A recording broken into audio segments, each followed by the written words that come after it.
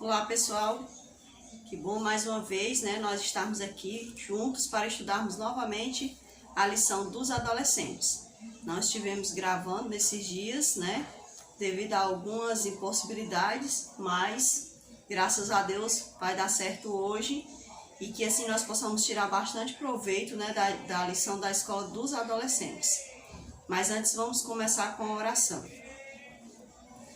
Nosso Deus e nosso Pai, nesse momento, Pai, nós agradecemos ao Senhor pela grandiosa oportunidade que é estarmos aqui juntos e juntos aprendermos, meu Deus, desta lição da escola sabatina. Nos faça crescer, meu Deus, no Teu amor, no Teu conhecimento e na Tua graça.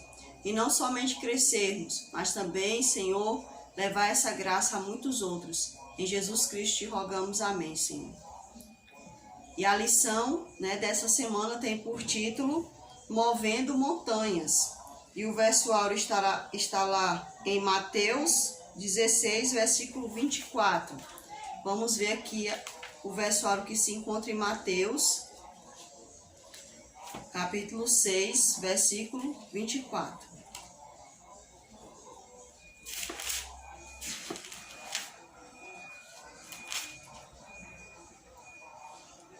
Diz assim para nós: ninguém pode servir a dois senhores, porque ou há de aborrecer-se de um e amar ao outro, ou se devotará a um e desprezará ao outro. Não podeis servir a Deus e às riquezas. Então o verso áureo dessa semana vem falando que nós não podemos ter dois senhores. A gente só pode escolher a um, ou escolhe o dinheiro. Por que Jesus colocou o recurso financeiro, o recurso material aqui? Porque realmente esse é um senhor bastante atraente. Lembre-se que Jesus, quando ele foi tentado, Satanás falou assim para ele: olha, tudo isto te darei, se tão somente prostrado me adorares. Então, a fama, o poder, recursos, são coisas que o coração do ser humano deseja. E são praticamente, faz parte de algumas das nossas necessidades. Porque para a gente ter o nosso pão de cada dia, a gente necessita ter o recurso financeiro. E muitas pessoas que são preguiçosas, muitas das vezes pessoas que não usam da sua inteligência, não procuram as posses de maneira correta, então eles acabam entrando num modo de vida totalmente pregresso, errado, ou seja, eles dão a sua vida, pelo recurso, doam todo o seu tempo, ou seja, eles acabam abandonando Deus em prol dos desejos pessoais, em prol do próprio ganho financeiro, seja de forma ilícita, E muitas das vezes pessoas que ganham de forma lícita, muitas das vezes também acabam até mesmo deixando Deus de lado, porque eles naquele desespero do ter desesperadamente acabam tendo que deixar Deus de lado, na perspectiva deles, porque eles não podem servir a Deus, O tempo deles é totalmente para servir ao dinheiro. Então, por isso Jesus Cristo comparou o dinheiro a um outro senhor, Porque de fato, se a gente for analisar, é assim mesmo, é um outro senhor. Então, vamos passar aqui para a parte, pessoal, do sábado. Na parte do sábado, diz assim, a barreira da fé representava um dos maiores obstáculos a ser superado pelos discípulos durante o período em que estiveram na presença de Jesus. Eles ouviram as parábolas do Mestre, presenciaram os milagres que operou, receberam revelações especiais para enfrentar as provações que sobreviriam após o retorno de Cristo para o céu. Mas mesmo assim estavam fracos na fé. Ainda havia tanto a aprender. Então, mesmo eles tendo passado por aquele curso, como a gente viu nas lições anteriores, que Jesus fez um curso de discipulado com eles, de mestre, sobre a pregação do evangelho, e enviou eles, de 2 em 2. Então eles fizeram a prova prática, a prova teórica e a prova prática, mas mesmo assim a fé deles ainda não estava totalmente fortalecida. E é por isso que eles vieram a ter alguns tipos de problemas mais adiante, né? Quando, por exemplo, quando Jesus foi crucificado. É necessário que a fé deles estivesse trabalhada. Então, Jesus não desistiu de seus discípulos e trabalhou incessantemente até que finalmente sua fé crescesse, né? Então, Jesus Cristo, ele não desistiu dos seus discípulos e nós não devemos desistir da nossa fé. Devemos buscar trabalhar a nossa fé dia após dia, né? E a gente sabe como fazer isso através da comunhão diária com o Senhor, buscando o Espírito Santo, estudando a palavra, orando e pregando as boas novas do reino de Deus, pois ele já está prestes a voltar. Então também nós não devemos desistir uns dos outros, devemos continuar intercedendo, orando uns pelos outros, pois Jesus Cristo não desistiu dos seus discípulos. Aqui continua falando, pessoal, assim: pela fé podemos realizar o que parece impossível aos olhos humanos. Pela fé, nosso relacionamento com Cristo cresce de tal maneira, o que nunca poderíamos imaginar. Pela fé, somos capazes de permitir que Deus realize seus propósitos em nossa vida diariamente. Então, é somente pela fé que nós podemos ver o sobrenatural de Deus agindo na nossa vida. Muitas das vezes as pessoas confundem fé com alarido, com euforia. A fé não se trata disso. A fé não se trata de você dizer: eu tenho fé que Deus vai fazer isso e aquilo outro. A fé, ela trabalha em conformidade com a vontade de Deus. Então a fé, pessoal, ela não parte do emocional. Ela parte daquilo que se entende ao comungar com Deus. A fé é andar com Deus, é procurar agradar a Deus. A verdadeira fé é aquela que nos leva a obedecer a Deus. Não se engane, muitas pessoas por aí falam de uma tal de uma fé inteligente, né? Que aí vai enganando muitas pessoas e muitos se deixam enganar. Não é somente esses falsos mestres que estão enganando, mas infelizmente pessoas se deixam enganar por falsos mestres. Mas a fé verdadeira é aquela que nos faz obedecer ao nosso Pai Celestial. E a parte de domingo vai falar assim para nós. Estudando e aplicando a história, pessoal. De acordo com Marcos, né, 9, 14 ao 27 e Mateus 17, 19, 21, eu gostaria até que vocês, caso não tenham lido, né, vocês possam ler, né, essas passagens bíblicas e entender o contexto de cada uma delas. E aí tem as perguntas para nós, pessoal, que vai falar assim, ó: em sua opinião, o que Jesus quis dizer com as palavras geração incrédula, até quando ficarei convosco? Então ele está fazendo uma pergunta ali. O pai do menino chegou para Jesus e disse: Senhor, os teus discípulos não conseguiram expulsar o demônio, né, do que está no meu filho. E os discípulos ficaram sem saber o que fazer. Então Jesus disse assim para eles: ó geração incrédula, até quando estarei convosco, né? Então, muitas das vezes a gente não entende as palavras de Cristo, mas é por isso que nós devemos orar ao Espírito Santo de Deus. Então, pessoal, diz assim, ó: incrédulo significa uma pessoa que não se deixa convencer facilmente. Ou seja, os discípulos andavam com Cristo, mas eles ainda não estavam se deixando convencer pela autoridade de Cristo, né? Como o verdadeiro mestre, como o Messias. Então eles estavam assim titubeando. E outras pessoas que estavam ali ao redor também, né, na multidão, aquela famosa multidão que andava com Jesus, também não estavam se deixando levar, né, pelo ensinamento de Cristo. Então Jesus estava ali agindo, estava operando. E ele perguntou: até quando vocês permanecerão incrédulos diante das minhas coisas? Diante do meu agir, meu pessoal, meu povo, meus amados, meus filhos, né? Então Jesus, ele ficou assim: como é que pode, né? Eu tô aqui fazendo o sobrenatural e essas pessoas ainda estão com a visão travada, né? Então, para você ter uma ideia como nós, né, somos difíceis. Muitas das vezes rapidamente nós nos apegamos às coisas que não... Por exemplo, às vezes a gente assiste assim um filme de super-herói, às vezes a gente até comenta, parece assim que uma coisa que aquilo existe de fato, né? Mas as coisas da palavra de Deus, a gente, ó, fica ponderando, né? Será que é verdade? Aí se uma pessoa bota em dúvida as coisas da Bíblia, a gente já começa a deixar a dúvida entrar na nossa mente.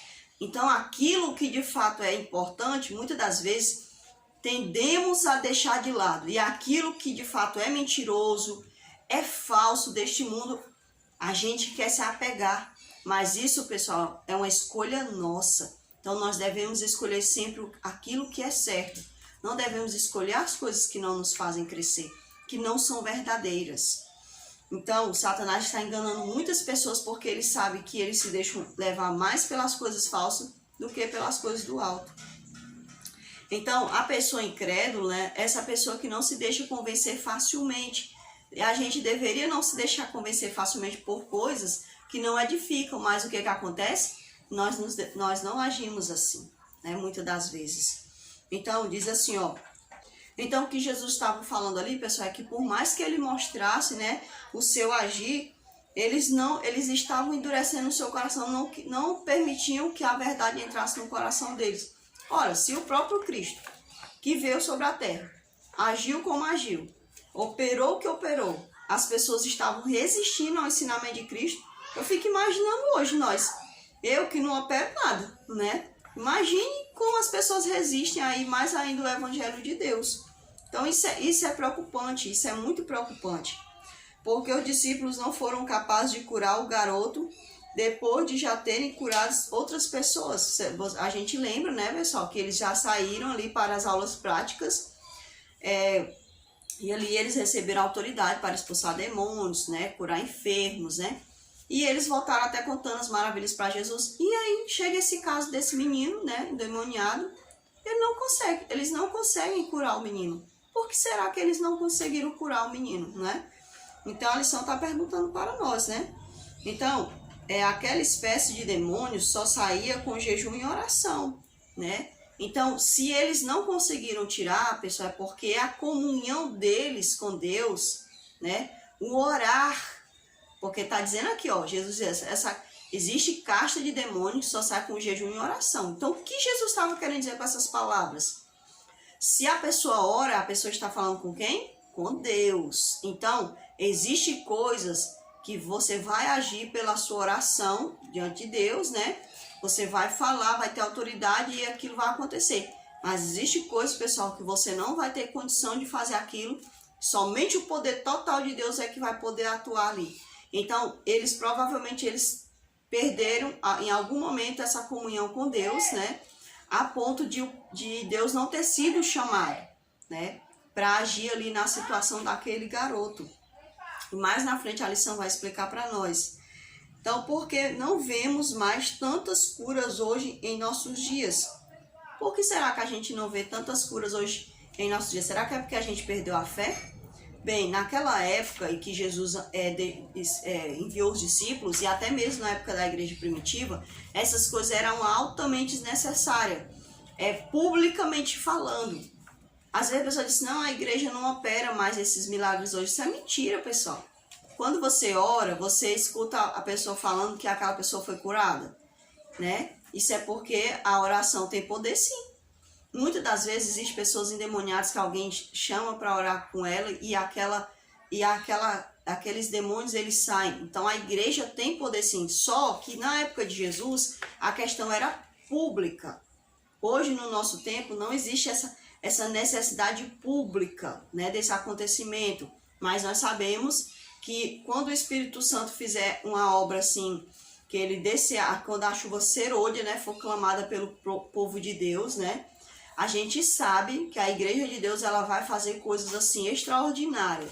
E é necessário que eu e você estejamos orando, né, que nós estejamos fazendo parte da profecia de Joel, onde Joel disse que nos últimos dias o Espírito Santo desceria, né, sobre jovens, sobre crianças, velhos, né? Então, pessoal, que nós possamos orar para que nós possamos fazer parte da igreja de Deus atuante nesse mundo. Ore, as suas orações ainda são aceitas. A igreja opera sim milagres nos dias de hoje, pessoal. Não há uma necessidade de ser publicamente, por quê?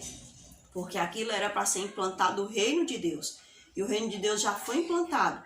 Hoje existem muitas igrejas que trabalham com esses métodos, né? De chamar as pessoas para curas e tudo mais. Só que muitas das vezes, pessoal, existe ali uma mistura, né? De demônios, da ação de demônios, juntamente com a ação humana, através do hipnotismo, né, da psicologia. Pessoas são levadas pela psicologia, né, na questão verbal, ou seja, na questão oral, do jeito que muitos mestres, muitos pastores falam. Então, muitas das vezes, são apenas pessoas usando métodos para trazer, arrastar multidões, e essas multidões se apegarem a um falso evangelho. E nós não estamos pregando um falso evangelho, um evangelho que leva somente cura, um evangelho que só prega Jesus como Salvador. Não. O evangelho verdadeiro é aquele evangelho que prega Jesus como Salvador e como Senhor. Lembre-se que a fé verdadeira leva à obediência. E muitas dessas igrejas não ensinam os membros a obedecerem verdadeiramente a palavra de Deus. Então esse evangelho é um falso evangelho, né? Chama-se o falso profeta de Apocalipse. Então, pessoal, diz assim mais, ó: até que ponto o pai teve a fé necessária para seu filho ser curado? Você lembra que Jesus, é muito interessante essa conversa de Jesus com o pai do menino, né? Ele diz assim, se podes, né? Jesus, se creres, né? É como se ele jogasse para Jesus, né? O ato que Jesus estava perguntando para ele. Ora, se Jesus era o próprio Deus, né? E outra coisa, mesmo que ele não visse Jesus como o próprio Deus, ele é como se ele não visse o próprio Cristo como alguém capaz, né? Mas eu acredito que ele viu a Jesus Cristo como alguém capaz. Sabe por quê? Porque ele foi buscar Jesus Cristo. Na verdade, aquele homem achava que ele não tinha fé. Mas todos nós temos fé. Lembra da lição que eu falei? Que todos nascemos crédulos e nos tornamos, muitas das vezes, incrédulos pela situação da vida que nós levamos. Muitas das vezes, pessoas que vivem uma vida de miséria passam a desacreditar de Deus. Então, elas vão se tornando pessoas incrédulas. Pessoas que são maltratadas ou muitas das vezes violentadas pelos pais.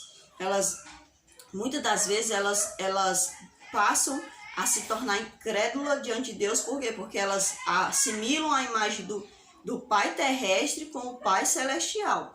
Então, elas se tornam incrédulas em relação a Deus. Muitas das vezes, pessoas que foram abandonadas pelos seus pais paternos, elas passam então a se tornar incrédulas, ou porque fizeram uma oração e não foram atendidas, então elas se tornam incrédulas, né, pelas circunstâncias da vida. Então, todos nós nascemos com fé. A fé é um dom que Deus deu a toda a humanidade, né? Então, todos nós somos crédulos, mas nos tornamos muitas das vezes incrédulos diante das circunstâncias da vida. Lembre-se sempre disso. Não deixe que as circunstâncias da vida roube sua credulidade, sua fé em Deus, no Deus verdadeiro. Lembre-se sempre disso. Então, pessoal, para mim ele teve fé sim, porque ele reconheceu Jesus Cristo, né? Que papel de fé, a fé do pai teria desempenhado se o garoto possuído não tivesse o desejo de submeter a Jesus? Bem, mesmo que o menino não tivesse se submetido a Jesus Cristo, a fé do pai teria sido suficiente para suplicar ao Senhor, né, para pedir ao Senhor, e Jesus operaria. Lembra-se da mulher cananeia? A filha dela não estava lá. Ela estava lá suplicando a Jesus que curasse a filha dela daquela situação ali. Então, não precisava que o filho tivesse a fé. Se você está orando por alguém, não pense que a sua oração vai ser cancelada porque aquela pessoa não tem fé. Mesmo que você ore por um ateu, pessoal, a sua oração é a que vai valer. Porque quem está comungando com Deus é você. Você é o elo entre aquela pessoa e Deus. Por isso, nós devemos nos manter sempre ligados ao Senhor Jesus. Por quê? Porque Ele nos faz elo diante das pessoas que se sentem até mesmo incapazes de orar a Ele. Você sabia que tem pessoas que não buscam a Deus porque eles se acham incapazes?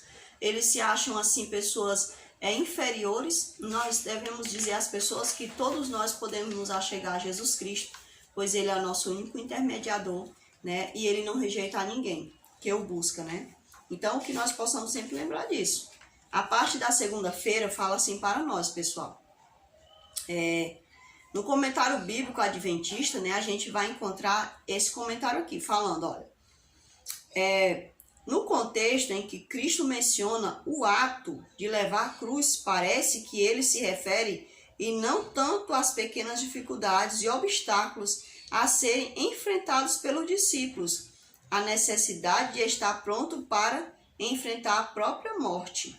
Cristo apresentou o pensamento de que os discípulos devem tomar sua cruz cada dia, em consagração à vida de serviço a que são chamados. Então, pessoal, Jesus Cristo, ele deu exemplo em tudo para nós. Então, pessoal, Jesus Cristo, ele foi o exemplo em tudo para nós, né? Então, a gente tem que saber que o ato de Jesus morrer na cruz, ele estava também mostrando ali o exemplo, não somente durante o seu viver, né? Operando, né? Obedecendo ao Pai, cumprindo todos os mandamentos, cumprindo toda a palavra, né, que era chamada ali a palavra dos profetas, né? Então Jesus Cristo, ele foi um exemplo em tudo. E nós devemos perceber que ele também foi um exemplo até mesmo de morte em detrimento à obediência. Ou seja, muitas das vezes ele está explicando para nós, assim como eu resolvi obedecer e não neguei a verdade, estou morrendo por conta disso. E isso pode também acontecer a vós, que sois meus discípulos. E nós sabemos que os discípulos de Jesus, a maioria deles morreram durante perseguições, né? Perseguições devido à fé deles na pessoa de Jesus Cristo. Então Jesus deixa claro para nós que nós podemos sim, né, vir até mesmo a perder a vida em decorrência, né, dessa obediência a Ele. Então, a cruz que Jesus se refere é o propósito de vida, a sua vida, deixar de lado, negar o seu eu, né, para poder obedecer. Então, eu não tenho como seguir os meus desejos e obedecer a Deus ao mesmo tempo. Não tem como, porque o meu eu, a minha vontade vai sempre lutar contra a vontade do Espírito. Ou seja, o que é do alto vai lutar contra aquilo que é da carne. Na carne está o quê?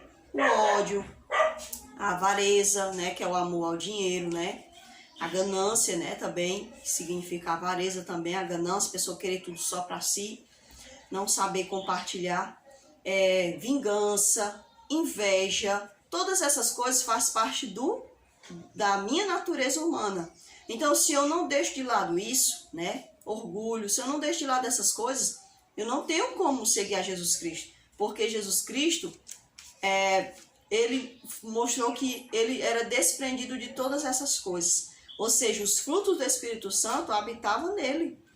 E o cristão verdadeiro, ele tem que habitar nele os frutos do Espírito Santo. Então, a verdadeira fé, como eu já falei, repito novamente, é obedecer às coisas que o Pai nos pede. Então, o que eu quero dizer aqui para vocês? Que se nós somos seguidores de Cristo, corremos o risco até mesmo, né, de ter a nossa vida levada, ou seja, extinguida por conta dessa obediência. Isso não estou falando para causar um pânico, porque quem realmente tem fé em Jesus Cristo não vai ter pânico, né? Isso é uma situação que ele já sabe que ele corre risco para isso. Acontecer isso, porque nós sabemos que a maioria dos discípulos, eles morreram diante de perseguição, a perseguição da fé deles na pessoa de Deus, né? E apenas um, né, que foi João, que escapou, e nós sabemos ali que ele escapou porque só Deus sabe o motivo, né? Então, pessoal, devemos sim obedecer a Jesus Cristo em todas as coisas.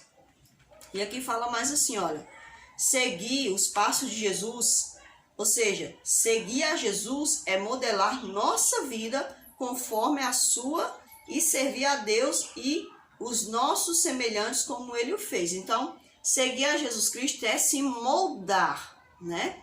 É ter uma vida moldada. Ou seja, se antes a gente era um vaso com fissuras, defeituoso, e Jesus é um vaso perfeito, então eu tenho que me colocar nas mãos do Pai para que Ele me molde conforme o vaso que é igual a Jesus Cristo. Ou seja, que eu seja semelhante a Jesus, né? Se somos cristãos, é porque nós estamos representando a pessoa de Cristo. Só que muitas pessoas hoje acham que ser cristão é só carregar um nome, mas não é bem assim, né? Ser cristão é mais do que isso. E continua dizendo assim, ó, no mundo em que os relacionamentos estão cada vez mais superficiais, né, conforme está, a gente até sabe, né, que as pessoas elas estão cada vez mais assim vivendo uma amizade superficial. As pessoas às vezes confundem, meu amigo, né? E às vezes as pessoas falam como se uma pessoa lá que tá morando lá não sei aonde é seu amigo, sendo que amigo é aquela pessoa com quem você se relaciona, com quem você conta as suas coisas, com quem você se intriga muitas das vezes. Porque a pessoa diz assim, amigo é perfeito. Não, os amigos, eles às vezes entram em atritos. Porque às vezes, por serem seres humanos, eles muitas das vezes divergem em alguns pontos. Só porque amigo vai concordar com tudo, né? Então, essa história de que só porque é amigo, né? Não, amigo é aquela pessoa com quem a gente convive, né? E o maior de todos os amigos é Cristo. Então, hoje em dia a gente vive muito esses relacionamentos superficiais. Da amizade até relacionamentos amorosos, né? Superficialmente acontece hoje em dia no mundo, né? Então, diz assim mais. Como podemos desenvolver o amor genuíno por Deus e pelo próximo a ponto de entregarmos a vida caso isso fosse necessário? Eu acredito que a gente só sabe o que é realmente de fato amar a Deus e ao próximo, né? Se a gente tiver realmente uma intimidade. Eu só vou ser amigo de Deus se eu tiver intimidade com Ele. Eu só vou me importar com o meu próximo se eu realmente entender a necessidade dele. Então, não tem como a gente entender a necessidade do outro se a gente não convive, se a gente não se atualiza daquilo que de fato é necessário. Então, como é que eu vou entender a necessidade do outro se eu não conheço, se eu não sei, né? Então, não existe isso. A gente tem que conhecer, a gente tem que entender, né? Viver nesse mundo, né? A realidade desse mundo ao qual nós estamos inseridos, né? Então, diz mais, a vida cristã pode ser resumida em uma palavra: compreensão. Se somos cristãos, precisamos viver como Cristo. O convite de Jesus para segui-lo se estende a você também. Ou seja, o convite de Jesus se estendeu a todos nós. Não foi somente para os discípulos, não, é para toda a humanidade. Então, esse chamado, esse convite, a gente entende ele hoje e nós devemos também levar outras pessoas a entender que Jesus Cristo, né, está convidando a todos. E a passagem que está em João vai falar assim para nós, olha, as palavras de Jesus foram essas. De novo, lhes falava Jesus dizendo, eu sou a luz do mundo, quem me segue não andará nas trevas, pelo contrário, terá a luz da vida. Então, se eu seguir a Jesus, não estarei em trevas, né? Porque ele, sendo a luz, vai clarear toda a minha vida. E eu também quero que a minha vida clareie vidas, né, que não conhecem a Jesus ainda, né? Porque eu espero que a minha vida sirva para levar pessoas a conhecer a Jesus. E na parte de terça-feira diz assim para nós, pessoal. Pedro, Tiago e João estavam com Jesus no momento da transfiguração. E naquele momento da transfiguração, pessoal, nós vemos eles vendo Moisés e Elias. E Moisés ali representava as pessoas que servem a Jesus, que amam a Jesus e que morreriam nessa terra. Seja morreriam por questão de perseguição em relação à sua fé, ou morreriam simplesmente por consequências do pecado na vida. Por exemplo, um tiro, um atropelamento, uma doença, né? Porque nós sabemos que essas são as consequências do pecado sobre a terra. O pecado, ele causou a morte, né? Então, mesmo que a pessoa não venha morrer de velhice, ela pode vir a morrer de qualquer outra coisa, caso Jesus não retorne e encontre ela viva. Então, Moisés simboliza todo filho de Deus que morreu nesse mundo. Não importa de que forma tenha sido. Essas pessoas vão ressuscitar quando Jesus Cristo retornar à terra. Então, devemos confiar em Deus e obedecer a Jesus, amar Jesus, porque quando ele voltar, né, se nós tivermos morrido, ele vai nos ressuscitar. Amém? E eles também viram Elias, né, que Elias é o profeta de Deus, né, porque ele está vivo, né? Ele é um profeta de Deus. e ele foi trasladado, ou seja, ele foi levado para, né, o céu sem passar pela morte. E Elias representa ali as pessoas que amam a Jesus, que obedecem a Jesus, que seguem a Jesus e que não passarão pela morte e que serão encontradas vivas, né? Elas serão achadas, elas vão estar vivas na volta de Jesus Cristo, né? E eu espero que não esteja muito longe disso acontecer, né? Que Deus possa abençoar a mim e a você, para que não importa se venhamos a fazer parte do grupo de Moisés, né? Pessoas que morreram e que vão ser ressuscitadas, ou do grupo de Elias, né? Que são pessoas que não passaram pela morte, mas vão encontrar com o Senhor um dia. Então, que nós possamos fazer parte de qualquer um desse grupo, mas que nós possamos fazer parte daqueles que irão para a glória, encontrar o glorioso Rei de toda a eternidade, que é Jesus Cristo. Amém. E naquele momento também nós vimos que Deus, mais uma vez, não perdeu a oportunidade, né, de declarar Jesus Cristo como seu Filho amado. E que nós também possamos, né, ter essa grande oportunidade de o Pai dizer assim: eis aqui o meu Filho amado, né, eis aqui a minha filha, né, a minha filha amada. Que eu e você possamos ser abençoados a ponto de Jesus nos declarar filhos amados dele nesse mundo, pessoal. Que Deus nos abençoe. E aqui diz mais, pessoal. Os outros 9 discípulos acharam que não puderam expulsar os demônios. Por quê? Porque eles acharam que o poder deles tinha acabado, provavelmente, né? Mas nós sabemos que o poder deles não era deles, era do próprio Espírito Santo de Deus. Mas aqui vai falar algo muito sério, que é a resposta lá para as perguntinhas da parte de segunda-feira. Que diz assim, olha, Jesus, né, deixou claro que o verdadeiro problema tinha sido a condição espiritual deles. Então, naquele momento, eles não puderam expulsar os demônios, porque provavelmente o coração deles ou estava com raiva, ou estava com ciúme, né, com inveja dos outros discípulos que eram mais achegados a Jesus, que Jesus sempre chamava esse grupo, né?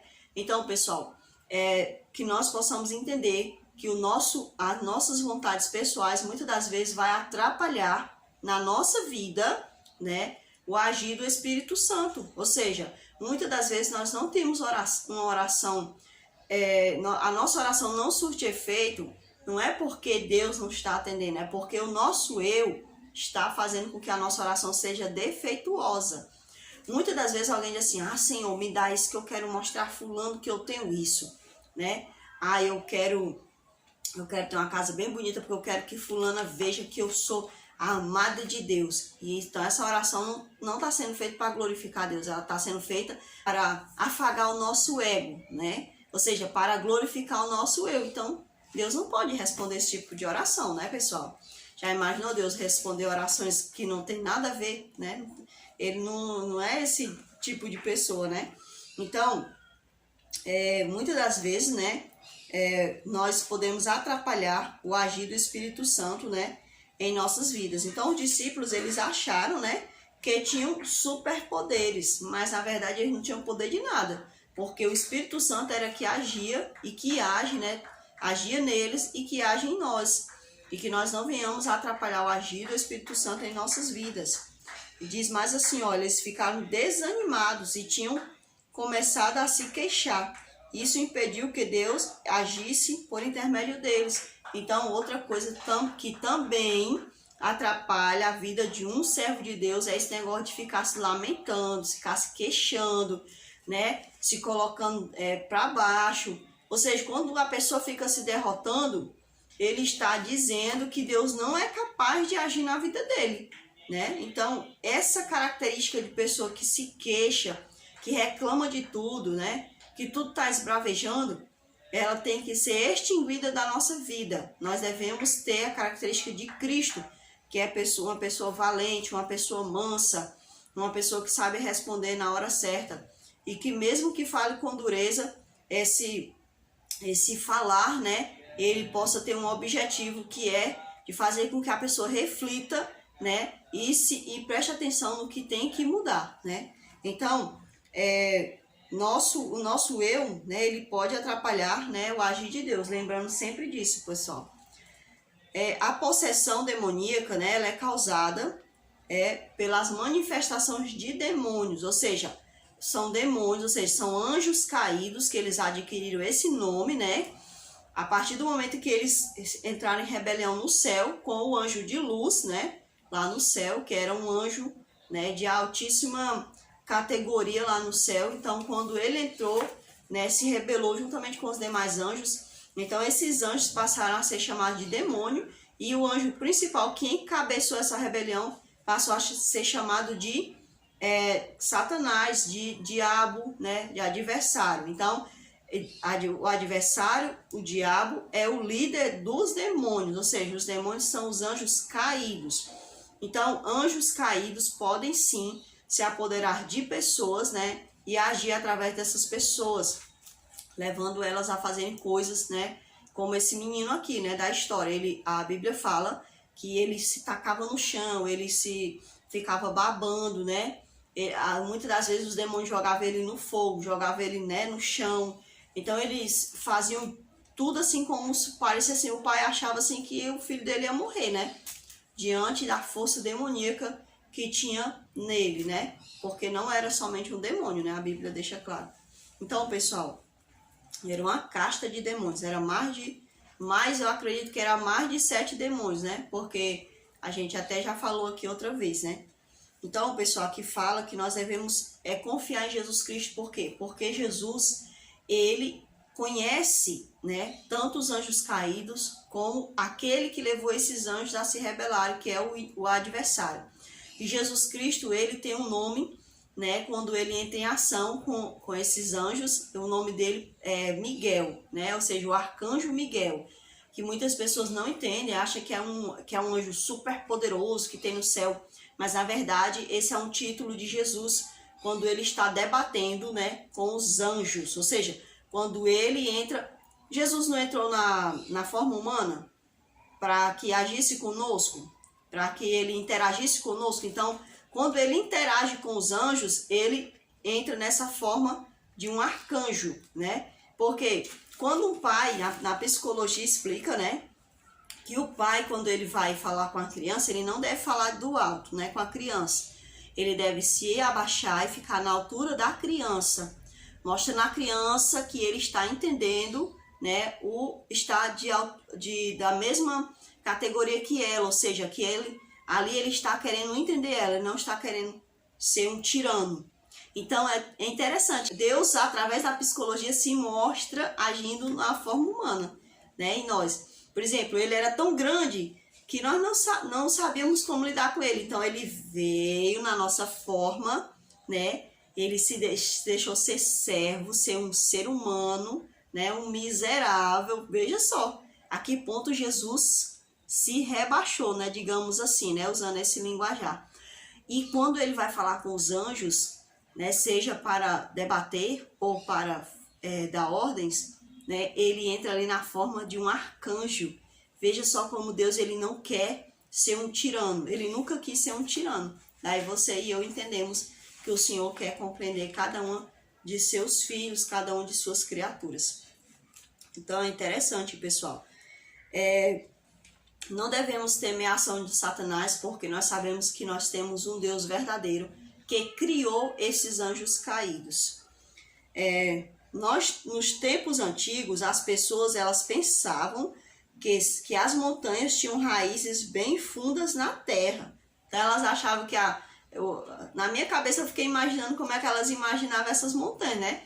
É como se fosse uma rocha, né, cheia de mato, né? E ali, ou uma rocha pura, né, só pedra, e elas fossem enraizadas na terra, né? Então por isso que Jesus usou aquele termo, né? Que a fé deles, né, se eles tivessem fé, eles iriam até transportar montanhas, né?